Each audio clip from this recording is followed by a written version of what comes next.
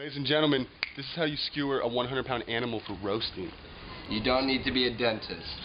Yeah. Do it. Hold on, go a little bit to your... We need some WD on there. Baby! That asshole going? No. You missed. Wrong hole, dog. I could see it coming. Oh, we're through. We're in. Pull it on like this. Alright, let's get this pig on there and mop her. Yeah, there you go. Alright, let's mop her up, dude. Mop her up. Mop her up. Yeah. You mop it? I want to see how this is done. What is it? Oh my god, barbecue. So what do? You go buy a new mop? Right, new mop. Man, I hope your friends are tripping over you. Yo. I know. It's awesome. My name is Ryan Drake Lee, and I'm a native San Franciscan. I come here from my rooftop lounge area to tell you a little bit about Scratch N Sniff TV. And I'm Alex Drossler. I'm coming in from the rooftop attic, the salon right here. This man is actually from this house that we're in presently. Indeed. Born and raised. He popped out on the couch downstairs. You know, they subsequently cut the umbilical up here. And, you know. Which puts my birthplace in this chair. We've been throwing food events, if you will, for a while now. And we tend to have a fall annual pig roast, a spring annual lamb roast, and a summer annual veal roast. Every time we have it and we tell people who, you know, what just happened, who didn't make it, they're so excited and they want to come to the next one. Or somebody will call you up. Somebody might call you up and be like, oh, I just had like 100 crabs fall off the back of my truck. What do I do with them? Well, bring them on over. Yeah. You know, all I need to do is make 25 phone calls, and I'll have like half the city out here to partake. I mean, I was walking down the street one day, coming out of a bar, and I like stumble out of the bar or whatever. I look over, these two girls like, "You're the grill master." I didn't even know who they were. Next thing I know, they're on my arms, like, you know, talking me up, like kissing my cheeks. I'm like, yeah, I guess I am the grill master. Like, yeah, we were at your boar roast the other day. I mean, we got people who go up and hunt, like, you know, wild boars, wild turkeys, stuff like that. Scratch N Sniff TV is a portal where we're going to have lots of different varieties of content centered around maybe a flagship show, which is a little bit of an intersection between Sports Center, Situation Room, and TRL. Saturday Night Live. You know, anchors talking about food, debating things all about food, going on location and, you know, participating in barbecue cook-offs and grill outs and featuring food carts. We got a whole nother list of shows. Another show I'll give you real quick is called the Dorm Room 10. We teach college-age persons to make food, make good edible food, and have fun with what they've got in their dorm room. You've usually got a double. You got $5. Your roommate's got $5. What do you have? A crock pot, a Foreman grill, and a microwave. And what do you have? The campus store. So you go there with $10.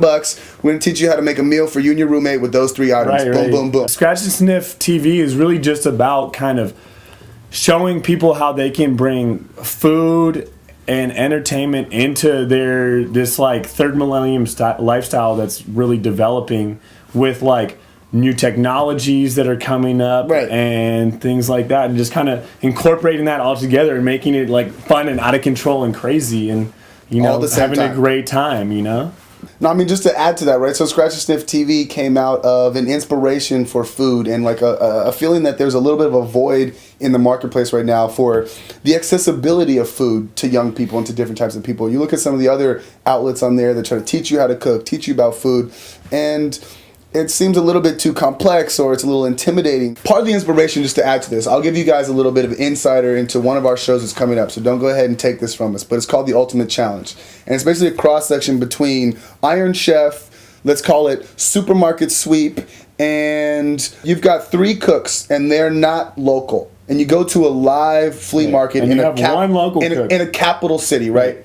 And these 3 cooks are up against the local expert. Right. So you go to a capital city, let's say Okinawa, and it's not a capital city, but a big city in another country, right? And what you get outfitted with is you get the equipment and the cooking station of a local food cart. Regular kitchen. Or no, a local regular kitchen. Local regular kitchen, right? And then you get about $40 in local currency equivalent. And you have 30 minutes to go and shop. And you get points for how much territory you cover in the market. So if you get, you know, the live wet Poultry, market and you hit the live spices, and then you go to like maybe buy a live chicken, and at the same time you talk to one of the matrons and you find out something new, and you have 30 minutes to shop, and then afterwards you go and you've got an hour to prepare 3 dishes. But the catch is you've got the local expert who knows all the inside tracks, so they move more swiftly through the flea market. They cover more territory. They get more exotic ingredients. Much better with people. They negotiate. So they're going to get more bounty for their buck. And then you've got to cook against them, and that's the show called The Ultimate Challenge.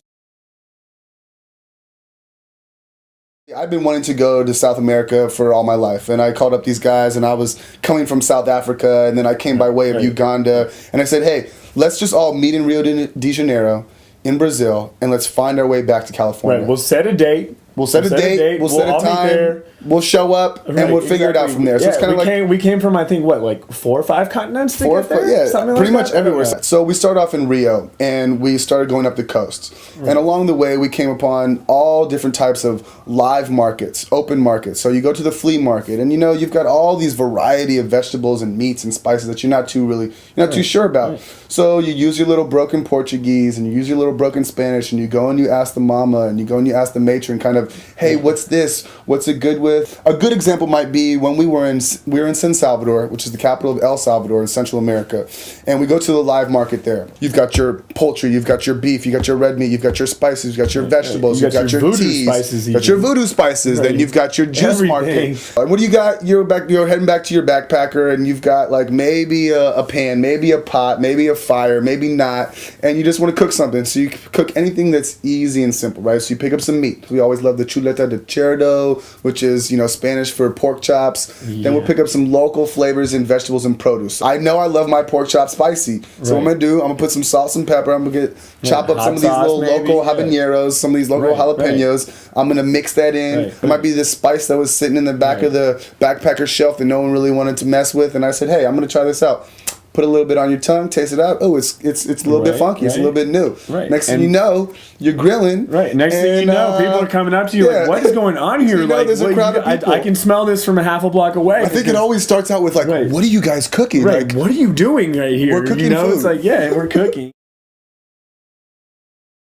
Everywhere you go in the world, they have their street food. Taco truck, they have their specific meat stick man they go to, and whatever, Hugo's bar or something like that. And if you see one that's packed, that's the answer. Guy, that's where everybody. That's what everybody Noodle loves. Shop, all these things. Yeah, exactly. And you always see some guy grilling up meats, and he's got meat on a stick, and he's putting some flavor, and he's putting some spices on it. And then in Brazil, you also got these things called, the queijo sticks, and it's basically just a block of cheese roasted over open fire on a stick. In Uganda or in Nairobi, or if you're in Kenya, the typical dish that you would get out on a live market is you get some chopped up goat. You get a little bit of chapati, which is that thick bread that might be equivalent to maybe something close to like a big It's kind of like naan. Yeah, it's kind of like naan. Thin naan. Only, it's actually a little bit, but it's a little bit wetter than naan. Yeah. And then after that, you'll get a little bit of maize meal, the porridge with it. It was a local dish. But then you'll also get the gravy and the hot sauce. You can see everything hanging there. You can see them put it together. You watch him. The guy who's making it, he's like sweating. He's having a great day. And he's got stuff all over him. The response you get out there is so much more fun. You're talking to the person. You're asking his name. You cannot go to the closed, clean,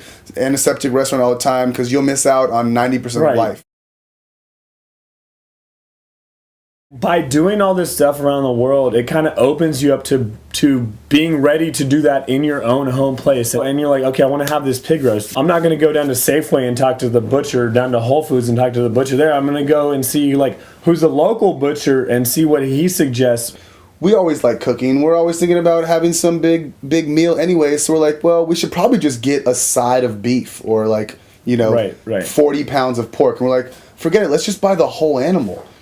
We said, what would complement this pig so nicely? Obviously, you got to have a big old thing of macaroni and cheese. Obviously, you got to have potato salad for 50. Obviously, we want to have a juice bar. We just happen to have a buddy who also makes homebrew. I'm sure everybody has a friend who makes homebrew or who dabbles in the affair. What more of a better occasion to try out your hand in homebrew than when you're having a pig roast? Yeah, because it gets everybody your best involved. 100 friends over, right? I mean, all we really did was make a pig. All we did was make a pig, and all of the community came out to support it. I mean, we just had a lamb roast. We had met some girls previously at some food event who have a grass-fed, all-natural, organic ranch where they grow, lambs and veal and stuff like that. And we'd met them before, just, hanging out. That's what really, having food events is about, is to kind of bring people together with their various talents. If it's delicious food, it's kind of something that's universal. Everybody can kind of understand delicious food, just like you can understand great music. I think people are starting to realize that it's one of those those aspects of life that can really bring people together. And I think people in our generation especially are really about kind of coming together.